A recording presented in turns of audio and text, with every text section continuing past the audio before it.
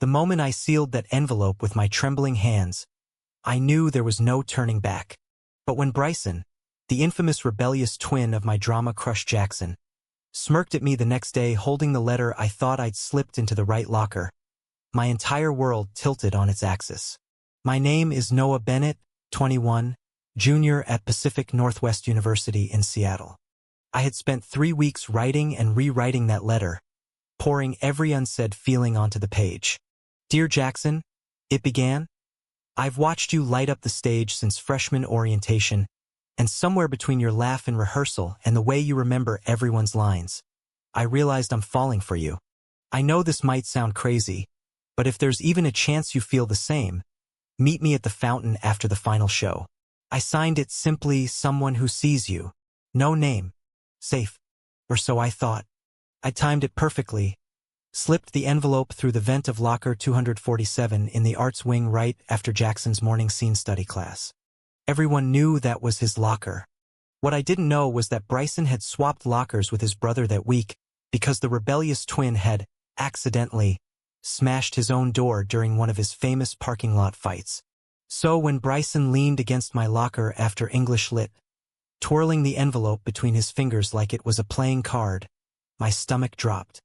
His dark hair was messy in that deliberate way, leather jacket scuffed, eyebrow piercing catching the hallway light. Jackson would never dress like that.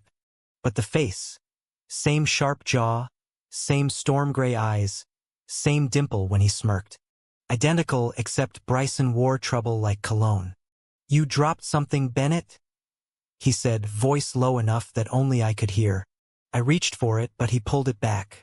Not so fast. Interesting read. Didn't know you had it in you. Heat flooded my face. Give it back. It's not yours. Technically, it was in my locker. He tapped the envelope against my chest. Relax. I didn't show Jackson. Yet. That single word hung between us like a threat and a promise. I spent the rest of the day in a fog, replaying every line I'd written. If Bryson told his perfect brother, the golden child of the Caldwell family, my secret would spread faster than the campus gossip group chat. The Caldwells were Seattle royalty. Data tech executive, mom on the board of every charity that mattered. They expected Jackson to graduate summa cum laude, star in every play, and marry the right girl. Bryson was the family disappointment who'd already been suspended twice and spent summers fixing motorcycles instead of interning at Microsoft. That night I stared at my ceiling, phone glowing with unanswered texts from my best friend Maya. You alive? You looked like you saw a ghost in the hall. Couldn't tell her. Not yet. Being gay at P&W wasn't the end of the world. There were pride flags in half the dorm windows. But my own parents back in Portland still sent me articles about traditional values every Sunday. Coming out to them felt like jumping off a cliff with no parachute. And now Bryson held the ripcord. The next morning he was waiting outside my dorm, coffee in hand. Walk with me, letter boy. I followed because what choice did I have? We ended up on the rain-slick path by the fountain, the same one I'd mentioned in the letter.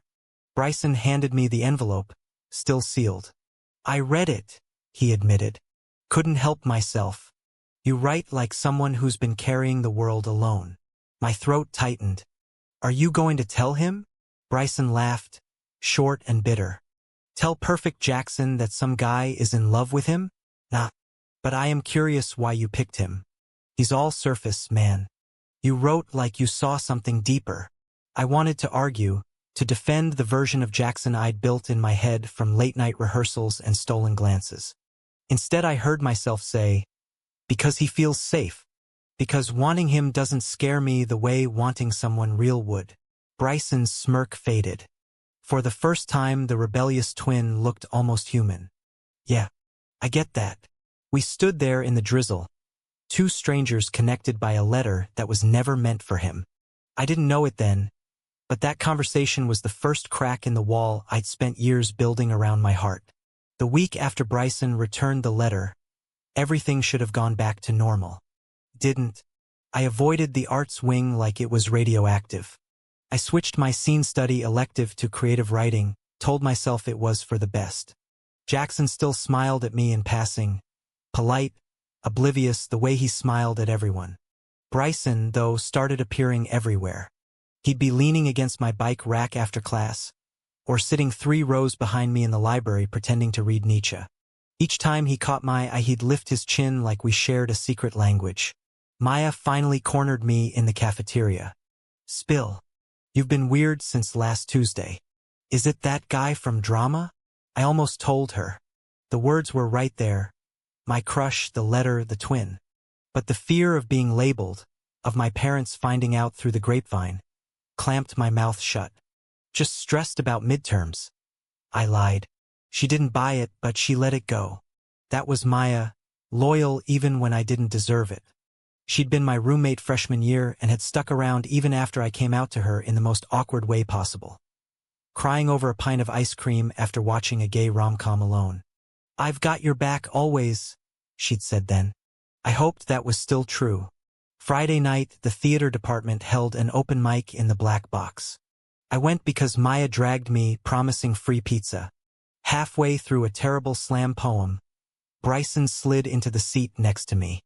He smelled like rain and engine grease. "You're avoiding me," he whispered. "I'm avoiding complications." He chuckled. "Too late for that." Then quieter. "I keep thinking about what you wrote.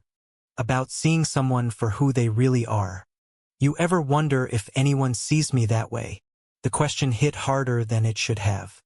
Bryson Caldwell, campus legend for skipping class and winning every street race on Capitol Hill, sounded almost lonely. I glanced at him sideways. Under the stage lights, his usual armor looked thinner. After the show, we ended up walking the quad. He told me about growing up in the shadow of Perfect Jackson. Same birthday, same face, completely different expectations. "They named us after characters in some old western," he said. "Bryson the outlaw, Jackson the hero. Guess which one they actually wanted." I told him about my own parents, the Sunday emails, the way they still asked if I was seeing any nice girls. The words spilled out easier than I expected. For the first time in years, I wasn't editing myself. At the edge of campus, he stopped under a street lamp. That letter wasn't for me, but it felt like it was. Like someone finally got it. I didn't know what to say. The air between us crackled with something dangerous and new. The next morning my phone buzzed with a text from an unknown number. "Meet me at the fountain after your 2 p.m. class. Bring the letter. B." My heart hammered the entire lecture. When I got there, Bryson was already waiting, hands in his pockets, looking almost nervous. He took the envelope, tore it open right in front of me, and read it again. Out loud this time, voice soft. When he finished, he looked up. "I want to know the guy who wrote this. The real one. Not the version you built for my brother." That was the moment the story changed. Not with fireworks or confessions, but with a simple question hanging in the Seattle mist. I had sent a letter to one twin and somehow found the other waiting on the other side. The next 2 weeks blurred into stolen conversations and late-night texts. Bryson and I never called it dating. We called it figuring shit out. He'd pick me up on his motorcycle after my shift at the campus coffee shop, helmet tucked under my arm like a guilty secret. We'd ride out to Discovery Park, sit on the driftwood, and talk until the sky turned orange. He told me about the fights with his dad, how Mr. Caldwell threatened to cut him off if he didn't straighten up. Bryson laughed when he said it, but the laugh never reached his eyes. I told him about the summer my parents found gay fanfiction on my laptop and sent me to a week-long leadership camp that felt more like conversion therapy light. We both carried scars we didn't show in daylight. One Thursday he asked me to come to his place. "Jackson's got rehearsal till 10. We'll have the apartment to ourselves." Their off-campus loft was all exposed brick and motorcycle parts. Posters of old punk bands covered the walls Bryson claimed as his side. Jackson's side was neat scripts and framed playbills. 2 lives sharing the same space but never touching. We ordered Thai food and watched an old movie on his laptop. Halfway through he paused it. "Noah, I need to tell you something." His voice was rough. "I'm not straight. Never have been. But I've never told anyone. Not Jackson. Not my parents. Definitely not the guys at the garage. The confession landed between us like a live wire. I reached over and took his hand. It was calloused from wrenches and rough from fights, but it fit mine perfectly. "You're safe with me." That night we didn't kiss. We just sat there, shoulders touching, letting the weight of being seen settle over us. Felt bigger than any grand gesture. The trouble started the following Monday. Jackson cornered me after my writing workshop. "Hey, Bennett. Bryson says you two are hanging out a lot. Everything cool?" His smile was friendly, but his eyes were sharp. I froze. "Yeah, just studying." Jackson nodded slowly. "Cool. He's been different lately. Less angry. Whatever you're doing, keep it up. He needs a friend." Friend. The word stung. I watched Jackson walk away, golden and effortless, and felt the old crush flicker like a dying bulb. What I felt for Bryson was something else entirely: messy, real, terrifying. That evening Maya finally broke. "Noah, I saw you on the back of Bryson Caldwell's bike. Don't even try to lie. Are you too?" I nodded before I could stop myself. Tears pricked my eyes. "I think I'm falling for him, and I'm scared out of my mind." She hugged me so tight I could barely breathe. "Then we'll figure it out together. But you have to tell him everything. No more hiding." I promised I would. But secrets have a way of rotting when you keep them in the dark. 2 days later Bryson showed up at my dorm with a black eye. "Family dinner went great," he said bitterly. "Dad found out I skipped another counseling appointment. Said if I don't shape up he'll make sure Jackson gets the trust fund and I get nothing." I pulled him inside, pressed ice to his face, and listened while he talked about how his parents had always pitted the twins against each other. "They love the idea of us," he said, "not the reality of who I am." I wanted to tell him I loved the reality. Instead I kissed him for the first time, soft, hesitant, tasting of salt from the tears he refused to shed. In that moment the world narrowed to just us, two guys figuring out how to be brave in a city that still whispered old rules. The misunderstanding hit like a freight train the week before spring break. Someone, probably one of Bryson's garage buddies, saw us leaving the loft together too early one morning. By noon the rumor was everywhere. Bryson Caldwell was messing around with some quiet guy from the writing program. The gossip didn't say gay. It said experimenting, phase, rebellious stunt. But the damage was done. Jackson found me in the library stacks. "Is it true?" His voice shook. "You and my brother?" Couldn't lie anymore. "Yeah." He laughed once, sharp and hurt. "I thought the letter was for me. I found it in his jacket pocket yesterday. He said he was keeping it because it was important." I thought maybe I don't know what I thought. The pieces slammed together. Jackson had seen the letter. Bryson had kept it. And now the perfect twin was looking at me like I'd betrayed him. "You used me as a cover to get close to him?" Jackson asked. "No," I whispered. "I wrote it for you." But Bryson read it first. And somewhere along the way the feelings changed. Jackson's face went blank. "He's my brother, Noah. My identical brother. Do you have any idea how messed up this looks?" He walked away before I could answer. I called Bryson. Straight to voicemail. Text after text went unread. Maya found me on the steps of the library, shaking. "He's not answering," I told her. "I think I lost him." That night I sat on the fountain edge, the same one from the letter, and waited. Bryson never showed. Instead a text came at 2 a.m. "Need space. This got too real too fast. Sorry."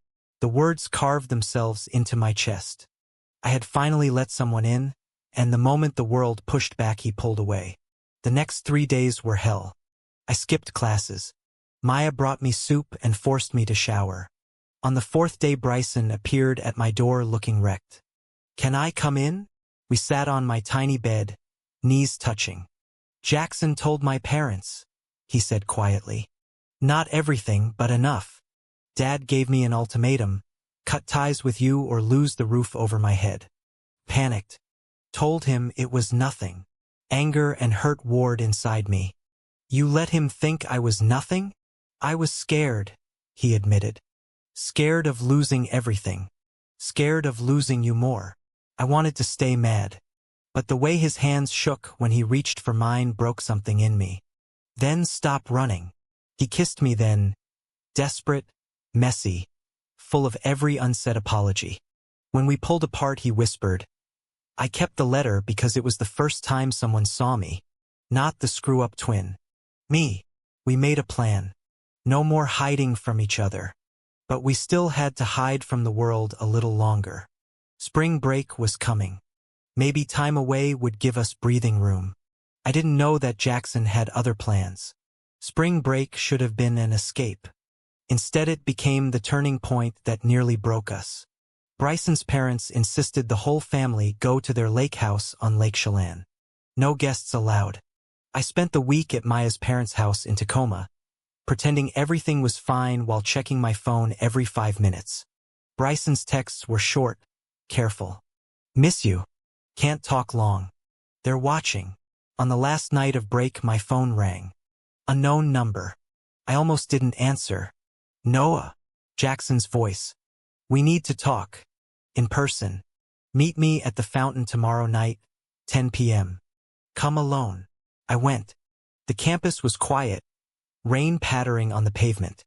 Jackson stood under the light, hands in his pockets, looking more like Bryson than I'd ever seen.